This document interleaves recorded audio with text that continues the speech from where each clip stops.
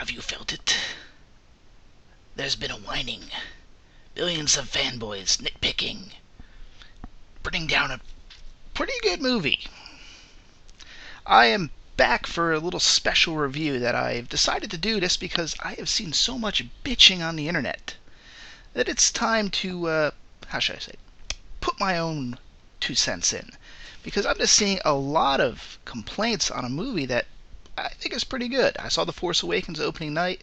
Wasn't going to do a review for it, because I mainly don't do that anymore. But then I started seeing some people who had reasonable reviews, some people who had reasonable complaints, and then I saw all the whining. So first let me give my 2 cents, spoiler-free by the way, of Star Wars Episode 7, The Force Awakens. I liked it. Was it the greatest movie of all time? No. Doesn't have to be. There can only be one greatest movie of all time, and it's going to vary a lot by different people. And most people are going to go back to the defaults of Citizen Kane or Casablanca. But I enjoyed it as a Star Wars film. It felt like a Star Wars film. It certainly kept that spirit of the original. We'll get into, was it a little too much like the original? In a little bit.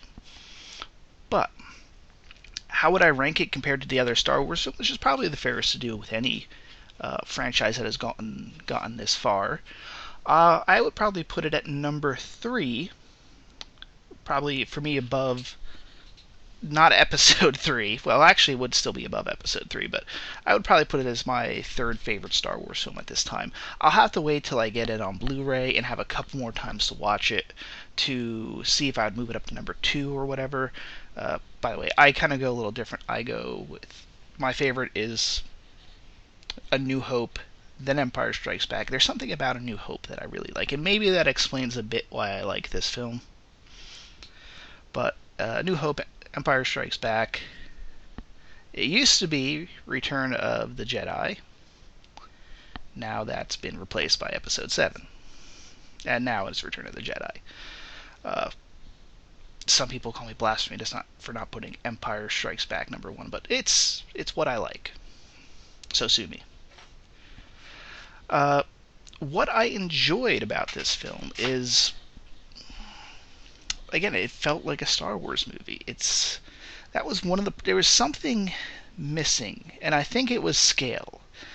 Granted, all the Star Wars films always have a large scale, but there was something about the way this one was shot, framing-wise, that I think that helped really bring back the old Star Wars film. If there's one thing that the prequels did, and if you pay attention, you'll notice the framing on Lucas's stuff on the prequels is different from the framing on the original trilogy. And when you shoot a movie, it actually has an effect. Directors can really, a lot of, how should I put it, way a movie feels is actually based on how it's shot.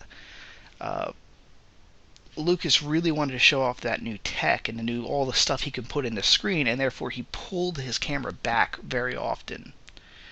And the original Star Wars films were very close up. Granted, it had the space battles that were a little wider out, but even then, not to the degree. And I think that's one of the things why a lot of people go, this feels more Star Wars, and I think the way it was shot has a lot to do with it. Again, and also a lot of the shot on set using practical effects, and therefore they were using actual they were using lighting that was much more similar to how the originals were done, including natural lighting. You know, one of the things, if you're shooting the scenes in Geonosis on Episode 2, which is going to be all done on the soundstage, you've got soundstage lighting. Meanwhile, the originals were shot in pretty much, they were all, especially outdoor. Most of the outdoor scenes in the original series were shot on location, so you have natural lighting. And there was also something different. When you have an actual set, it's lit differently than you have with a green screen. If you watch the behind-the-scenes stuff, whenever they shot anything green screen, it was a very well-lit studio because you want to make sure that green comes in clear, so when you're later inserting everything, It's very easily done. You don't have to bring in the guys to crop out random bits of green that were just the wrong shade that the computer couldn't get rid of it. So that might be another thing. The lighting and the framing, just by based on how the films were filmed, or this film was filmed, made it feel like more of Star Wars. But it also had more of a classic Star Wars plot that I really enjoyed. I went into a little bit of the technical details. Probably should have gone into the actual character portrayal first. Both Daisy Ridley and John Boyega blew it out of the water. They're extremely likable in this film. They bring a lot of charisma. You will like these characters. I have not seen anyone complain about the characterization and the performance by either of these two actors, and there is a reason for that. They've done a great job. It's great that they went and found new, fresh talent. John Boyega at least had a little bit of exposure with his previous sci-fi film Attack the Block, but outside of that, he really hasn't done much. I'm quickly looking at his IMDb, couple of TV performances. And outside of that, a lot of the more recent TV performances. So Saturday Night Live, yeah. So Daisy Ridley had really nothing in her filmography. I mean, she's got some performances, again, mostly TV, mostly small projects, like not projects, but smaller roles on television. And was it? Yeah, Scroll. I've never heard of that film. I think that's her only film that she has credited prior to this, and it sounds like it's some sort of small. Oh, it's never mind. It's a animated film. Probably should have checked this out first. So she did voice acting. So really, kudos to the casting department for picking these two. Of course, you also have Oscar Isaac, who is more established. He's a new big name in Hollywood. What can I say? The guy screams charisma. He pretty much fills. He's the new. Everyone said this, and he's like the new Han Solo for this generation. He's a weird mix between parts of Luke's character from the original series, more of Luke's exploits as an X-wing pilot, mixed with the charm of the originals of Han Solo and Harrison Ford's performance, and his own little mix on it too. He's incredibly enthusiastic. That's the thing. He's Han Solo, but he's got the enthusiasm of the original Skywalker, as in from the original series. We'll get into Luke in this film. It's not a spoiler to say that they've been hyping that. Oh, Mark Hamill's back. Adam Driver, I enjoyed his performance as well. I will get into more of his character. I'll start speaking about spoilers in a second, but overall, I enjoyed his performance. I got what they were going with that character, and I liked how he has done it. Other than that, we'll have to wait to the spoiler section. But so kudos to that. I will say with the original cast, they were all great.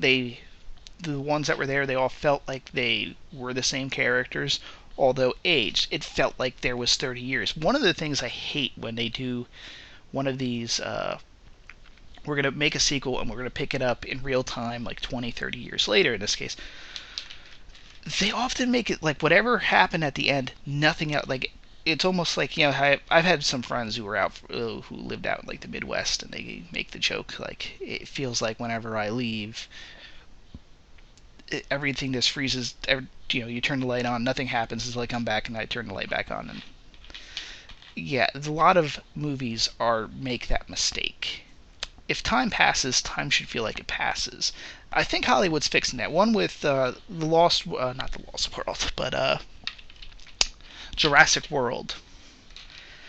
It at least felt some stuff had happened in the 20 years. You all of a sudden came back and there's apparently been a missing movie where they decided to refinance, get a new park open with a new owner, and operate the park for several years. So stuff has happened.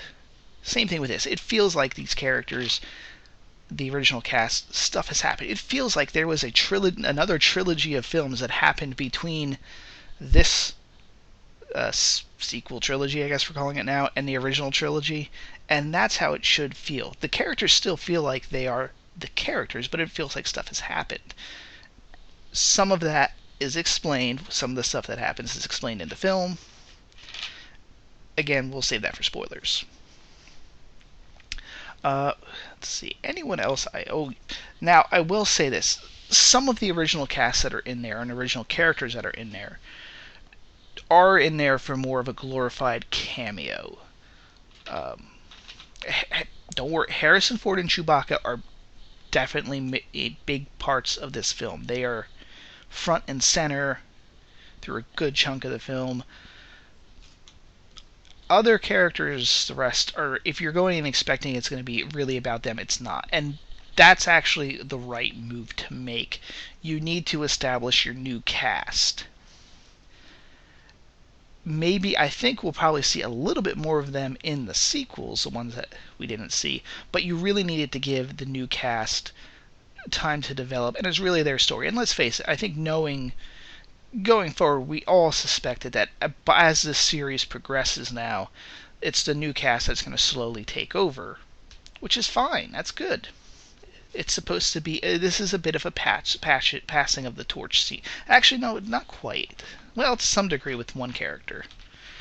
But yeah, for anyone complaining about that, you really needed to establish a new cast.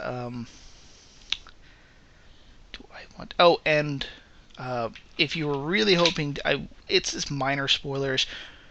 Not really, though. This is probably more to help with your expectations, and we'll get into expectations in a second. But Gwendolyn Christie's Captain Phasma, not in that much of the film. I think they even kind of warned people, but I think that went over. A lot of people didn't pay attention to that press release that she's not in the film that much.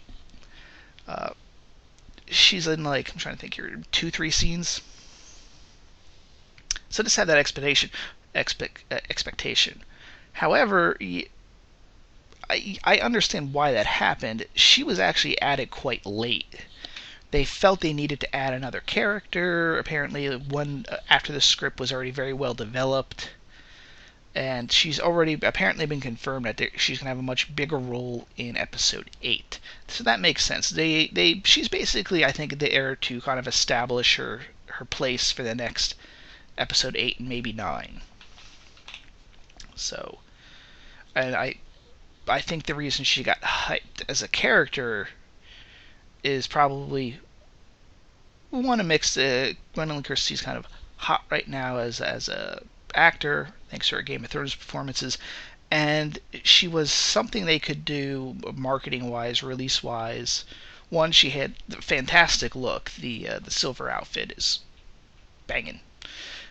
Two, because she's not in it that much, she's not much of a spoiler character, or you can do stuff with her that would not spoil the rest of the film. She's definitely in more of the first half of the film, which is where most of the scenes that you see in the trailers were from, so that's probably why she received such a heavy merchandising push. Okay, so I think that gives you my overall opinion on the film. I don't do the rating thing. Oh, it's 6 out of 10, it's 5 out of 10, it's 9 out of 9. That's... people that do that, it's crap. You should be able to get the impression, based on what I've just said, if I like the film, it should be pretty obvious I do. And based on what I've said, you should be able to draw your own opinion of maybe you'll like it or maybe you won't like it. Of course, it's a little hard to say that because I haven't gotten to the spoiler stuff, which is nitty-gritty. So I have a recommendation. Recommend seeing it. Of course, based on the box office draw right now, you most likely have. Therefore, this following part, spoiler alert, will not be a surprise to you. So, we'll get into the bitching and complaining I see on the internet by kind of addressing the illegitimate complaints, in my opinion. And how should I put this? I think what we're seeing here is the ghost of prequel past. It's Christmas time, we can do this stuff. The prequels rubbed a lot of people the wrong way. Um, I think the best explanation for the problems, one, actually, I gotta say this. I will agree the prequels are not very good films. I rewatch them. Actually, I rewatch all the Star Wars films leading up to me going to see the movie. And yeah, watching through those prequels, I'm like, this isn't a necessarily good film. The problem I would say on those is Lucas always intends these to be the films for kids. Unfortunately, he has a very bad tendency of pandering to kids, which was one of his problems. Two, I think it's very well established what happened in the prequels. Lucas had nobody to check him. A lot of times, creative types and just people in general, you need someone or people to keep you in check. He was writer, producer, and director, and the people he had surrounded himself with did not question him or would not question him, and I think very much Lucas himself did not take criticism, did not permit it, and you saw the results. It is good sometimes to have, it is actually good most times for people to work with other people that can push back against them and go, no, that's really not a good idea. I mean, you can see that in the prequel trilogy in that while Lucas was the producer, he directed the first one. He was under a lot of pressure on the original the original series, or the original movie, I should say. It wasn't a hit at that point. And then in the two follow-up sequels, he did not direct, and he brought in other people to help with the scripts. So I think that's really where you can layer. Lucas still deserves a lot of credit. He pushed a lot of technological boundaries, but he also had problems. The CGI, people will try to bring up the counterpoint that there was a lot of practical effects in those films, and there was more than there is credited for. But the problem is Lucas focused on the CGI. But we're not here to talk about those. We're here to talk about Episode 7. But you need to I think, though, some of the backlash that is occurring is people are so willing to criticize nowadays that we have the rose-tinted glasses for nostalgia in the past. Unfortunately, we look at the present with grease-tinted glasses or dirt-tinted glasses, whatever you want to say, that you make everything now that comes out is crap because most people are overanalyzing it, expecting something to be perfect, and not realizing that they never applied that same level to the stuff they enjoyed. They expect films to be these perfect things. There is no perfect film. Look hard enough, you can find problems with Citizen Kane or Casablanca or whatever else. And I'm going to make several comparisons to A New Hope. That if you see people make some of the complaints people are making on Episode 7, if you applied the same logic to A New Hope, there's the same problem. Let's get right into the big one. Again, spoilers have already been said. But actually, this probably could have gone in the non-spoiler section, maybe, but whatever. The parallels between this film and A New Hope. People say this is a remake of A New Hope. It's not. And I think what people missed with this, and with the main ideal behind The Force Awakens, is the idea of familiar but different. I think in one of the Comic-Con reel that got released, Mark Hamill said it's familiar but it's not familiar, or something along those lines, and that seems to be really the theme they had behind making this film. It takes certain elements from the original, I think on purpose,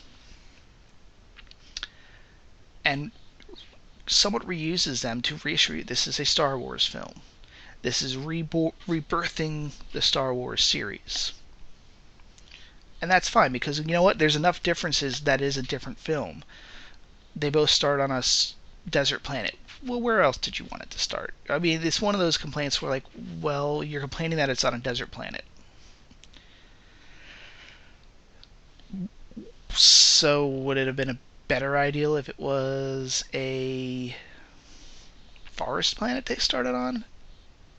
It's a purposefully done, but it's a different planet. It's got all this junk that's been dumped on it. It's a Jakku is a scrap heap of a planet because of all these star destroyers and stuff that crashed during this big battle.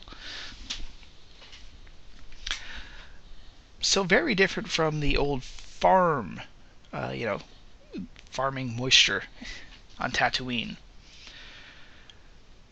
I have a problem with that. And then they go, because, again, there's the droid. Again, I think with BB-8 love that character too, by the way. There's some parallels, but they do things different. The opening scene with the desert battle's pretty fun. Finn's very different from any character, I think, in the original trilogy, because he's a stormtrooper that left. And you see why. His first battle, he sees some guy. We don't know who. We might get a further explanation later on. If not, it's not needed the way it is. Some people are going, oh, basically, so one of the other stormtroopers gets shot by Poe, I think, actually. Bleeding, tries to grab out to his fellow trooper FN, I forget what his original designation, but what is Finn, gets his bloody handprint all over his helmet and freaks him out, and then they want him to line up and shoot all these unarmed people. You get why he's like, no. Now, maybe that trooper that got shot had some sort of importance to Finn. Maybe not. You kind of don't need you don't need it to go either way. You don't need an explanation. You see anyone shot before you and they reach out and their dying moments, they're trying to reach for you for help and they die, that's going to have an effect on you. And you get right there why he'd be like, nah, I can't do this. And we'll get into, I guess, we'll get into Finn's character. Actually, no. Backtrack again with the parallels. I got a little bit into the Finn there, but we'll go back to parallels, and it's, how should I put it? The parallel works it works fine. There's no reason not to. And then, of course, the other thing, there's a resistance. This is the one section I'll grant a little bit with not explaining the difference between the Republic and the Resistance. A lot of people are complaining that nothing happened. The entire trilogy accomplished nothing because now there's another Resistance. I have a feeling they said they were cut about 20 minutes were cut out of this film. I have a feeling one of those was an exposition scene that explained the political situation, and they probably cut it for pacing and no, we're getting too much into politics. This is too much like the problems with the prequel trilogy. But no, it's still mentioned in dialogue if you pay attention, which is one of my problems I'm going to have, and I'm just going to lay out later on, but that there is a Republic. The Republic controls most of the galaxy. There is a novel out that kind of establishes that. When what's his name? Domhnall Gleeson's character, General Hux, which, by the way, shocked he did not die. Everyone on the internet was calling that he was going to be the Tarkin of this movie. Yeah, the kind of the big bad general type, probably going to go down with the ship. No, he survives. Surprising on that, and kind of nice because he has his back and forth. Him and Kylo, not the best of buddies, hate each other. It's always good. That's always a nice little relationship to have on the bad guy's side, but not everybody is so buddy-buddy with each other. But yeah, shocked he survived, by the way. But he has in a speech and he talks about there's the Republic, they have their Senate, and they kind of, as some people point out, they might have a point. The First Order is kind of doing its thing in its area of space. Apparently, the old Empire has little rump states that are not controlled by the Senate by treaty. Apparently, in the EU, which, by the way, the new EU, expanded universe. Which, by the way, normally you'd complain about that, but the only is a valid complaint. But most of the people raising that problem, I'm like, you're the type that are going to go out and buy these novels and stuff that explain all the background. But he says that there's a Senate, and they make a point when they use Starkiller Base, the new Death Star, that's they're blowing up. It's supposed to be. This is the one part I will grant you. This is a bit of a problem. Probably could have used a little bit of a better explanation. They're shooting out, and it's apparently called the Hosni system, which is the new capital of the Republic. I forget, because either Coruscant is still technically under Imperial / First Order control, or it's just not the capital. Probably because they want to use it later on. But they blow it up, and apparently the main Republic fleet, that is much larger and more powerful than what the First Order has, is stationed around the capital. And when they blow up with the Starkiller, which can destroy multiple star systems or multiple planets at once, it takes out that fleet and that capital and kind of is a decapitating strike on the Republic. I have a feeling the second film is going to deal more with a war between the First Order and the Republic, except the Republic has now been weakened because it had this surprise decapitation strike on it.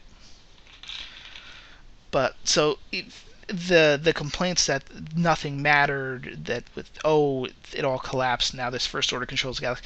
No, even in the opening crawl it says there's a Republic, which is supporting the Resistance.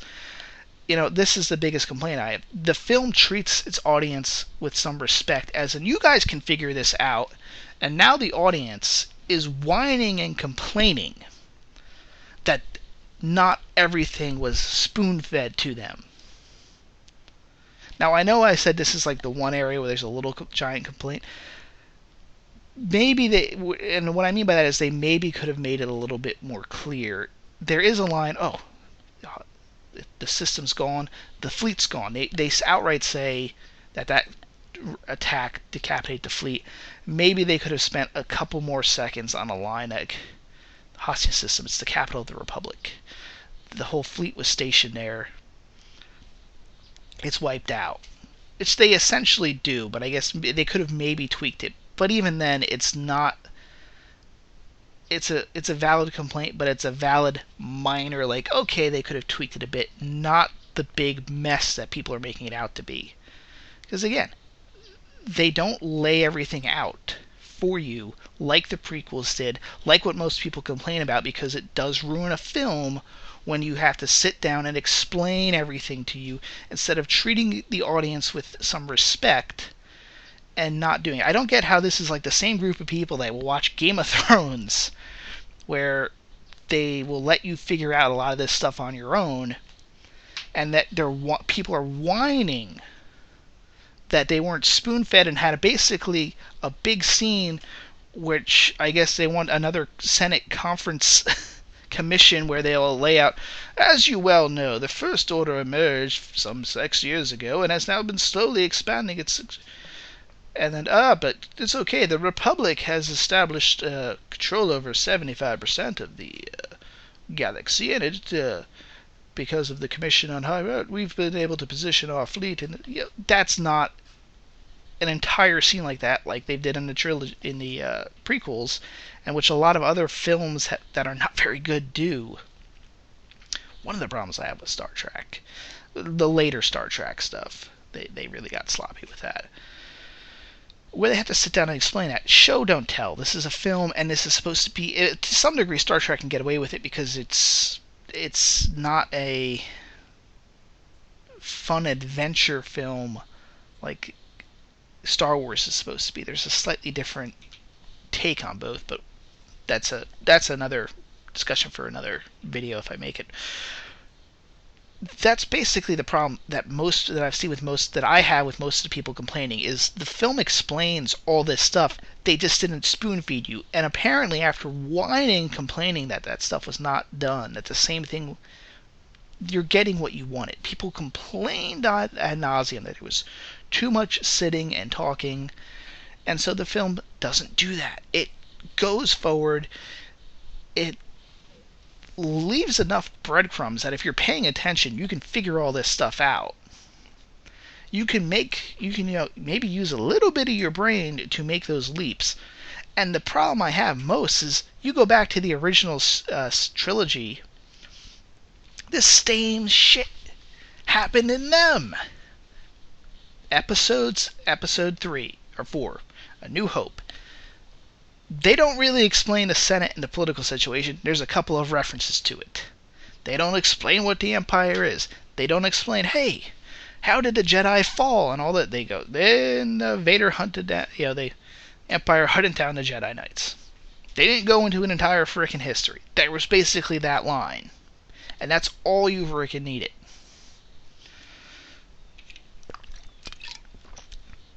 They don't even show the Emperor. Or they make a few references to the Emperor in A New Hope. That's it. They don't explain anything else. They just go, and there's an Emperor that we're all loyal to. And the Emperor disbanded the Senate.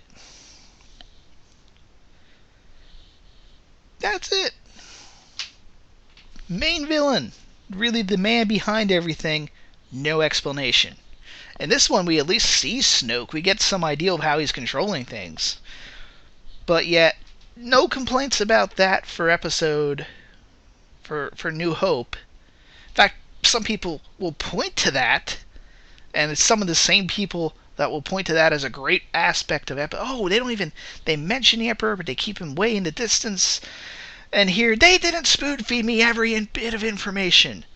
And again, part of my problem is the people I see most whining about that are the ones that are going to go out and buy the EU books regardless. So it's pretty obvious to the execs, J.J. Abrams is like, oh, don't worry, we're going to produce all this material that if they really want to know, they can find out anyway. But I also agree with them that the information provided in the film is more than enough. They attacked. A lot of people thought you could easily mistake that as being Coruscant that got blown up. That's fine. The other thing with the whole blowing up of that planet, the Hoshnit planet, was the people whining and complaining that J.J. Abrams doesn't know how space works because it traveled like a quarter of the way across the galaxy, and Rey could see it on the castle planet. That's what I'm calling that. And when you saw the planets blow up, you had them all in the same frame. There's no waste. Dude, it's a fucking movie. One, if you showed things to actual scale, you would see nothing because they would be so small you couldn't get that. So they took the artistic license to just make it very quick in understanding that, oh no, this beam that got shot from Starkiller Base travels across the galaxy and all these planets can see it. In mind, this is you're complaining about this, but the ability for the Death Star to shoot around the galaxy, also fly around. I mean, it flew from Alderaan to the Yavin 4, which apparently, if you look at the maps, even the revised new map, very far away. Thousands and thousands of light years. That's not a problem. But oh no, the fact it shot an energy beam after it sucked the energy out of the sun, and blew up a planet, and you could see I guess you could probably make the argument that those other planets maybe weren't planets but moons. Could that have been the case? It's called artistic license. It's not a problem. This is not exactly The Martian, where you could, yes, when a film is this is hard sci-fi, everything is super researched and everything, then that maybe is a valid point. When it's Star Wars, where people actually have telekinesis and mind control powers and laser swords, no. Shut the fuck up. You are now just looking for shit to complain about, because it's, again, the prequel. Prequel sucked. I'm gonna microanalyze that because, unfortunately, internet culture, a good chunk of it is now this. I hate to say it to the stuff I used to like and enjoy, but the whole nostalgia critic, angry video game nerd. This was not intended on their part, and of course the rest of the reviewers with them. but has really created an atmosphere of negativity when it comes to looking at films on the internet, where everything has to be criticized. And I think a lot of people, someone also to blame with Brad Jones, but even though he's doing it as kind of a mockery of people complaining, a lot of people don't actually get that about him. That when he's complaining about these films, he's making fun of the people that complain about those films. Still love Brad Jones, but it's an unattended, and it created this atmosphere on the internet where people will now nitpick the shit out of this stuff to an unfair level. And then they kind of scratch their heads and wonder why the rest of the general public who doesn't do that had fun. Because they let themselves have fun. And while we're on the whole Star Killer base thing, the complaint that it's another Death Star. One, they kind of hung a lampshade on that, which I love. That they actually went out and said, "Oh, you mean it's like the Death Star?" And they go, No. This one's much bigger. Here, let me show you the size difference. I had a little you knew what the internet was going to complain about. But you know what? That is another complaint. That anyone making that complaint, it's another Death Star. Fuck you. You're not a Star Wars fan then. Because look at all of the other material that has ever come out related to Star Wars. Most of it relates to a giant superweapon that is capable of mass destruction. One of the best probably, if I would actually argue, the best Star Wars video game ever made, KOTOR, Knights of the Old Republic. There's the Starforge, this machine that can just create and spit out an entire war machine that you have to destroy. Another super weapon. How many of the novels and comics that came out refer to some sort of super weapon? It's a staple of the series. In fact, the original trilogy had it too. Yes, there was the Death Star in number 1. They didn't have it in number 2, although they did produce the Super Star Destroyer. But then I guess technically that was Empire. I hate Star Wars numbering, gets very confusing. Wait, are you giving the number where they were released, or the number that they're numbered? But and then Return of the Jedi, they have another Death Star. Are you gonna complain about that? Oh, they just made another one. Psh. And again, that's kind of typical of sequels, true, but it's a staple of this series. Granted, the prequels didn't really get into that, but the prequels made references, both episodes, Attack of the Clones and Revenge of the Sith. They're building up. They're going to make the Death Star. They're references to the Death Star, and because they were prequels, they didn't want to introduce the super weapon because they wanted to get that for A New Hope, if you were watching them in order. That's the only reason. I guarantee you, if it was a sequel series, that if Lucas had done in the early 2000s in Episode 7, there would have been a frickin' super weapon of some form. And I like this super weapon. It's an entire frickin' base. Or it's an entire planet that's been carved out that sucks the energy. Will suck literally the entire star. It'll kill the star. Appropriately named Star Killer. And then take the energy and shoot it at a star system, and it's refract it so that it can hit multiple things at once.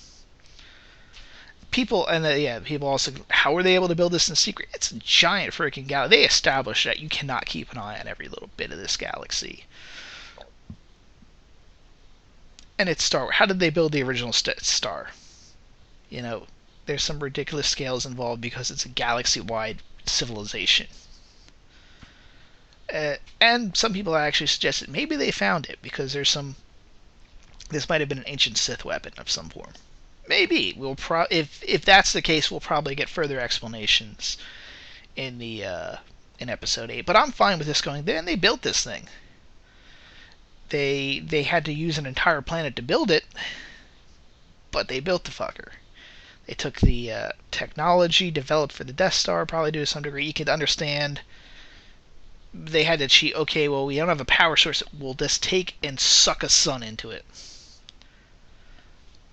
I guess the Empire's engineers just probably thought that would just be insane to do. What do you mean we got to use up an entire sun just to fire this sucker? What if we want to use other systems? First order, a little bit more extreme. So there's a couple of the complaints right there shot. Now the big one that people are whining about that I need to make sure I get to is Rey and her ability to use the Force. They're calling it cheap. Comes out of nowhere. Oh, she's able to fight Kylo Ren. And by the way, we'll get into the Han Solo Kylo Ren thing right after this. But this has become such the whining. And this is when I get to my earlier point about the film showed and didn't tell. And unfortunately, you know what the worst thing is? These people, the people that are complaining about this are the types. How should I put it? They think they are much smarter than they are. And if they're complaining about this, it's kind of evident that they really are. They think they're much smarter than they are. And if you're one of those, I hate to say it, but you have to develop your analytical abilities then. I'm intelligence and I hate to use the word smartness because it's not a real word, but well, not in this context. But brains are like any other muscle. You have to exercise them. So if you had this complaint and you weren't picking up on the clues that laid out why she was able to do this in the film, start reading and stuff. Start developing better analytical abilities. That's part of what I do for a living is analyzing situations, analyzing films, not films and entertainment. As an some part of my job involves analyzing surveillance footage and making a conclusion about how the situation happened, how situations occurred, how did it go, and comparing it to reports and such. I'm not getting into what I do for a living that much, but it's part of what I do for a living. And then analyzing statements and other things. So, although I just stated that, maybe now some people are going to go, well, they did not make it enough for a regular person to be able to pick that stuff up on. It was. It still was, even though I went on about that. Anyway, the big problem people have is she's able to fight Kylo Ren, who's established Kylo Ren was trained. Basically, he's not a... I like that they're kind of moving away. He's not a Jedi, he's not a Sith, he's just a dark side user.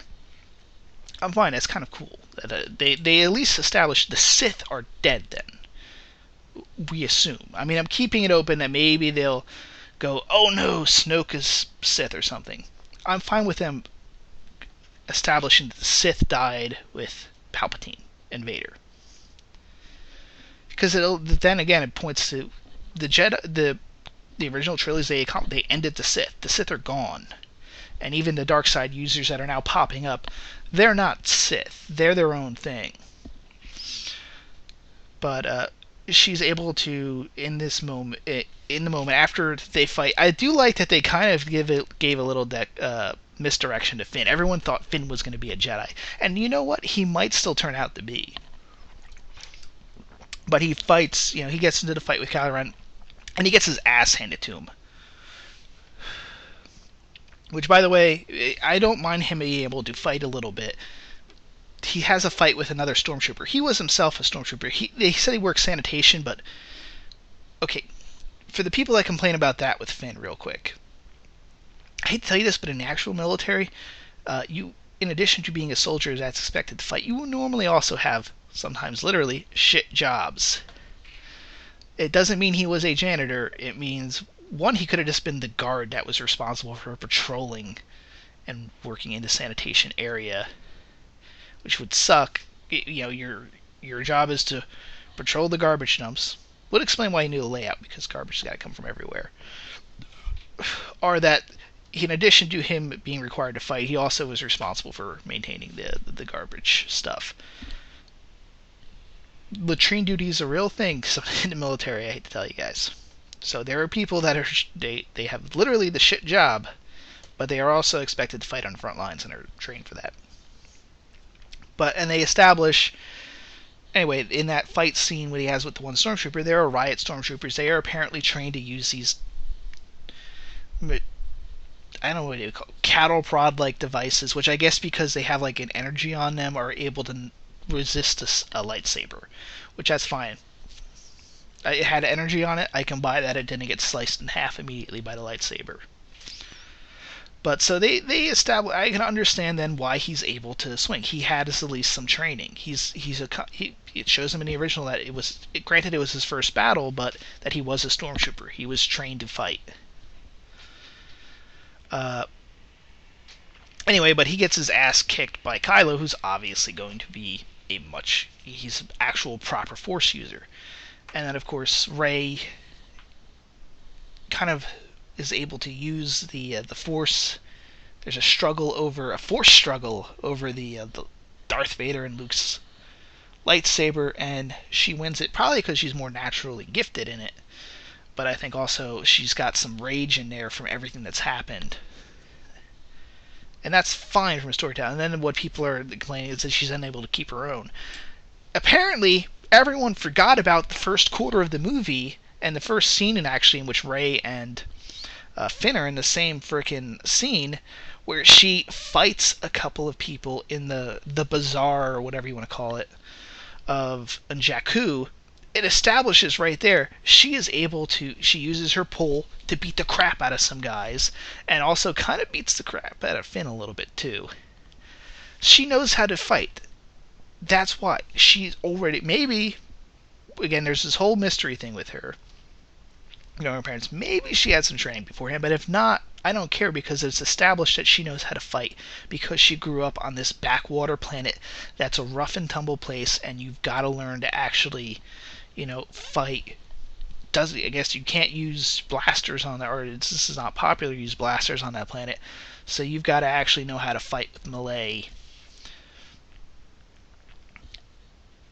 So I was fine with her being able to do that. It was established she's a kind of a natural gifted, and had to, because of where she grew up, had to learn how to fight.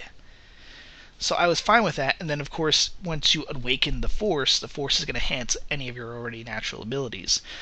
As for the other Force tricks she uses, especially the mind control, people apparently forgot the whole scene where Kylo is trying to read her mind using the Force.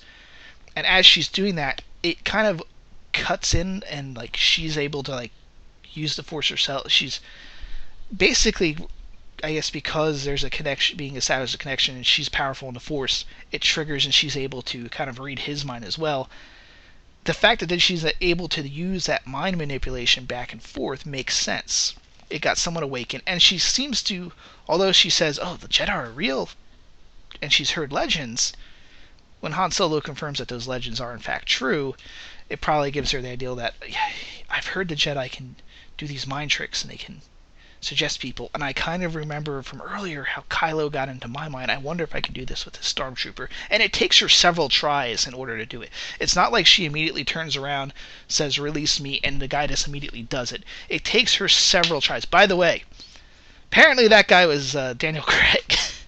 Little random stormtrooper that can get easily manipulated was James Bond. Gotta love that. But both of those combined, and then the fact that, again, so she has this moment where she kind of lets it in, she lets her power take over and enhances all of her natural abilities already, and allows her to defeat Kylo Ren, who, by the way, got shot in the frickin' chest with Chewie's bow gun, which they establish is a motherfucking powerful gun that normally sends stormtroopers flying back 10 feet when they get hit by that thing. And he took it to the chest and was fine. During the fight scene, he's banging on his chest because he's trying to, I guess, get the blood flowing and out of that area so he can move. So you have a heavily wounded guy who just kind of eventually barely gets beaten by someone who has just had a huge force power boost up onto what they already have as natural fighting abilities, or not even natural, but also developed fighting abilities. And that's your complaint. And my big problem that I have with people that are complaining about this is go back to A New Hope again. You have all of a sudden, after they escape the Death Star, Luke is just put in control of a starfighter, and he's like the best pilot they have, blows up the freaking Death Star with no training. They don't establish anywhere in that film that he can fly a space ship.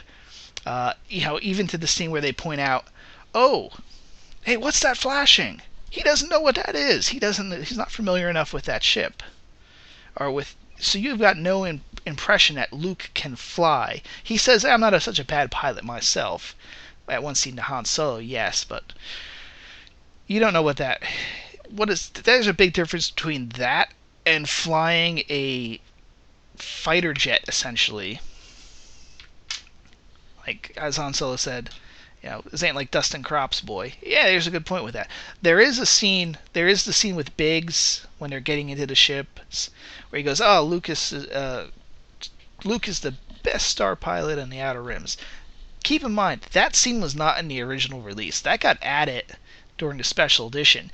It blends in much better than any of the other stuff that got reinserted, because Lucas didn't do anything to that. He just put it in and polished basically gave it the proper film look and cleanup that everything else that was originally filmed did.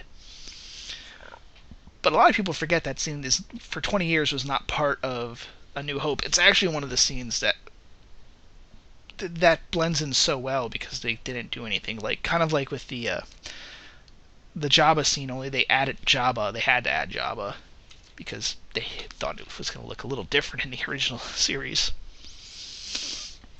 Or the original movie, but still, they have that, and all of a sudden Luke can do that. Luke is able to use the Force without previously really ever using the Force to make this perfect, almost impossible shot during his first time flying a fighter. That's fine. Rey, who they establish can fight before she has her abilities awoken, is fighting a heavily wounded guy and is able to win said fight. That's a problem. One of these things are pretty much both are exactly like the other, but yet one is getting all of the shit. And again, it's because people are picking this one unnecessarily. The other thing, the people are going, oh, and she can fly? I think they very well established. The whole point is she's waiting on Jakku. She could leave anytime she wants. But she's desired, and that's kind of where there is at least I find a decent arc with her character for the film. There's a larger arc, no doubt, with her for the trilogy that they're doing, but for this film, she has the acceptance of moving forward.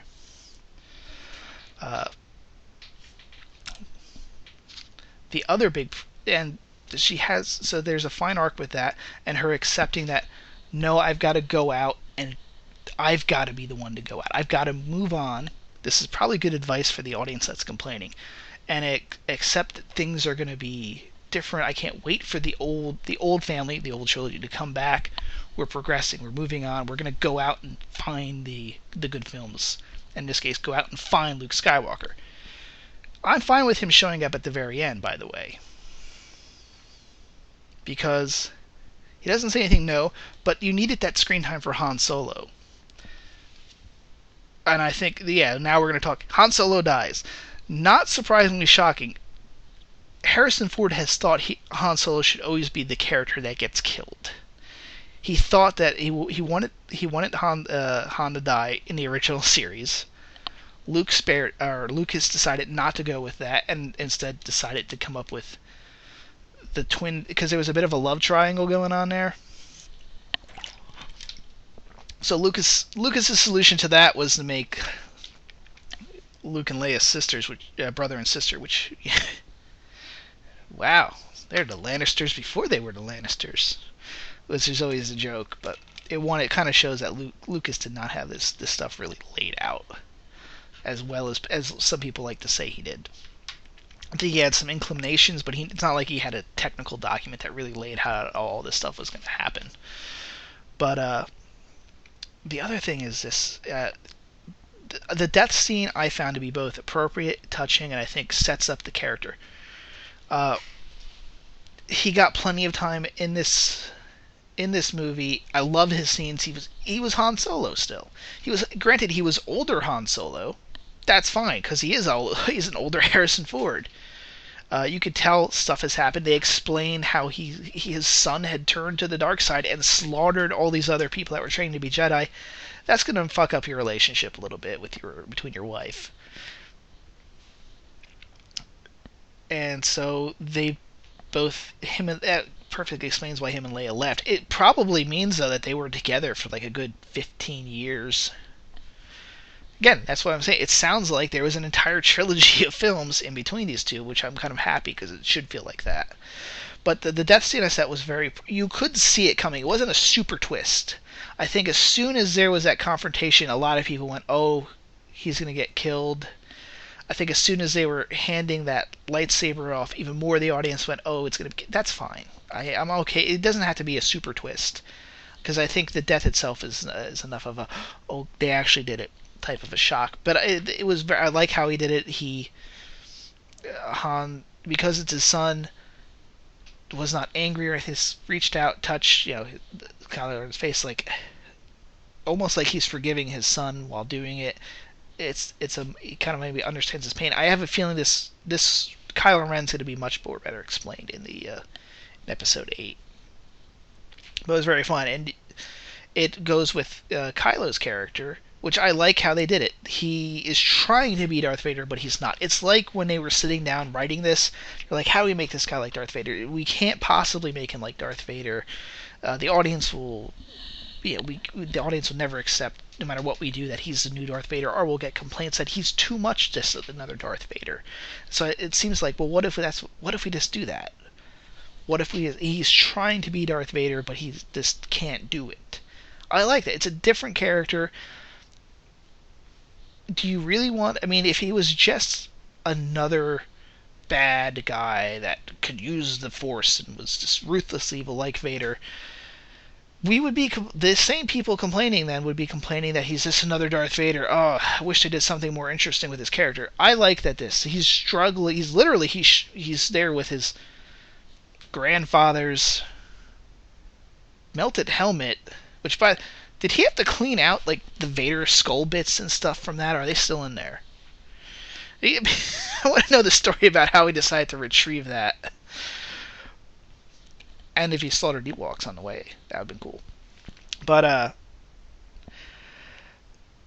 he is literally a character that's struggling. He acknowledges that he still has good in him and doesn't want it. There's certainly going to be more an explanation on that. I think he's definitely going to have an interesting character arc, but I like that, and that he would get like this temper tantrum, and that's the one that was one of the funniest scenes when he just starts smashing up everything, not killing his henchmen, which probably is a bit of an indication he's not like Vader. He's not going to ruthlessly just kill this guy for giving him bad news, but he's still pissed off. But he has the good in him that he won't just kill somebody for doing him that, and he'll just smash something. He's very an incredulous child. I like it. It's interesting, and it makes him kind of unpredictable. I'm sure some people were like, "Oh no, is he gonna turn sides go with Han?" I think eventually he switch. I would not be surprised, and this is going to be, I think, where they're going to have some tension with this. He still has his mother, Leia. I guarantee you in episode 8 or 9, he's going to confront his mother, and that will be where there's some tension, because we know he already killed Han Solo. He already killed his father.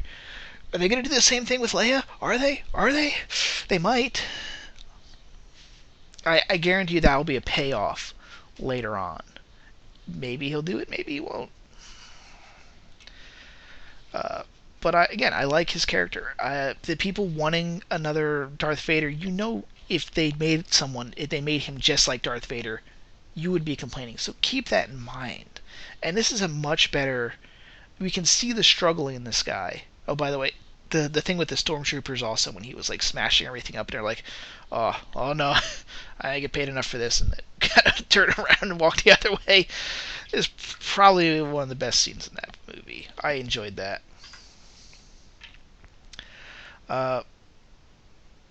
We don't know why Snoke...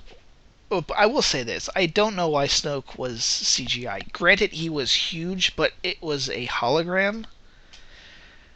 So if it turns out that Snoke's actual size is more human-like or human-sized, they could have then had him be projected up there. Unless he's got something underneath that robe of his, to where he's got like extra arms, or he's gonna have wings, or it's something inhuman maybe. And when we see eventually, if he gets into a fight, he's like he's got something weird underneath his robes there.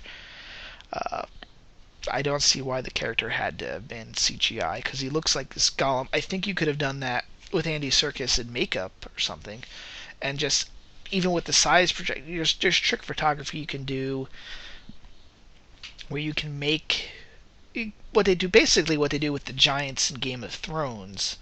They film them separately and then rescale everything and put it into the film. You just have to be very careful with the costuming. You basically do a finer mesh materials that will look like, basically you do the same techniques you would do to make miniature models, but you do that on regular clothing so that it looks like the clothing is much larger than it is. Again, it turned out it was a hologram, so we don't know what his actual size is. Maybe if that's his actual size, I still think they could have done what I just suggested by doing the photography thing. Of course, with the voice, I'm still with the voice. Andy Serkis does a good job with the voice, but we'll see. We'll see. A lot of people are comparing him to the Emperor. Again, we don't have much information on him. We know he's the bad guy. At least they showed us him. Again, unlike A New Hope, where the Emperor is not established, and they do one really, especially in the original special edition, they made it much more clear. And by the way, and frankly, the special effects, the makeup was not as good. I don't know what Lucas saw with how they did the special effects on the Emperor, or the makeup on the Emperor, because Return of the Jedi had a much better looking Emperor.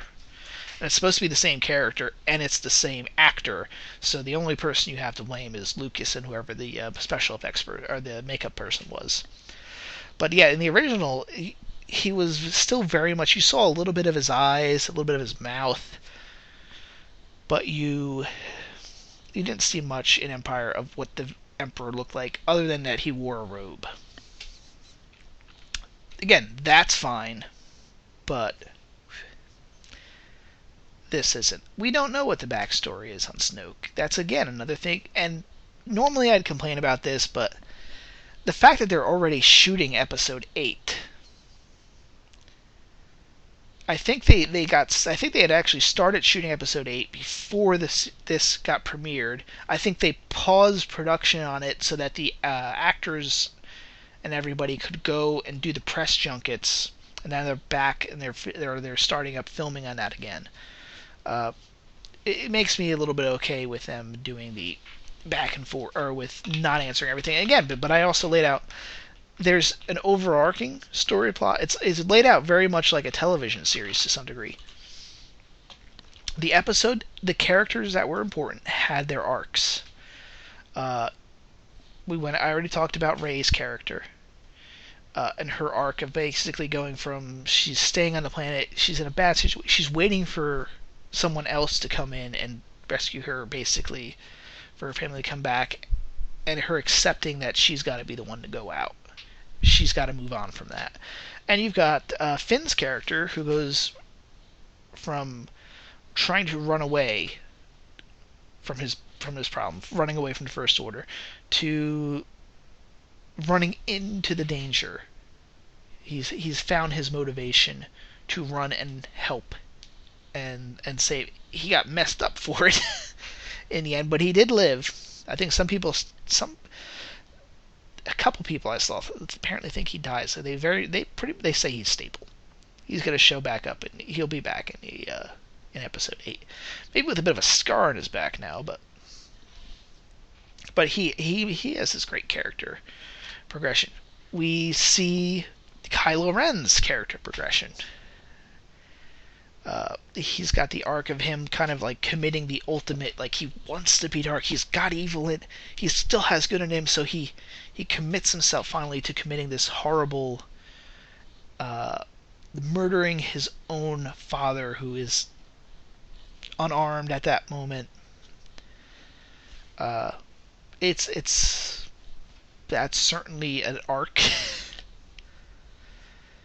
uh, I think that's pretty much it. And then we do see Luke at the end. Again, the entire plot is to find Luke. Uh, which, real quick, I know I mentioned that only there's also seems to be a bit of a confusion because they're trying to. Some people are under the impression that everyone's forgotten about the Jedi and that Luke's a myth. That only Rey said that. Finn, as soon as they mentioned Skywalker, he was like, "Oh, it's a map." When Poe says, "Oh, it's a map to Luke Skywalker," it's like, "Oh, crap! I know everyone's gonna be looking for that." Basically, he knows that Luke is real. He's probably got a little bit of a skewed version from the First Order, but then again, he doesn't really trust them. But he knows that he's a real person. Only Rey, who grew up in some backwater planet that thinks of him as a legend, or that it's not real, that the Jedi are not real actually, which makes a little bit more sense because it's been like 70 years since there was any real like Jedi presence. I mean, Luke apparently started a new academy, but it was massacred again. I think that's something we're going to see a bit more of, and with the other Knights of Ren, unless of course they were also all killed during that massacre. There's the whole mystery on Rey. I think since I've gone on for over an hour on this podcast, I don't think we need to. If I do another video or podcast, it'll be maybe I'll do a separate one for speculation, but I think I'll wait on that. And of course for Rogue One. But yeah, that's my counterpoint to a lot of the major criticism I've seen. I'm fine. The callback, it was a very subtle callback. I mean, that's the other thing.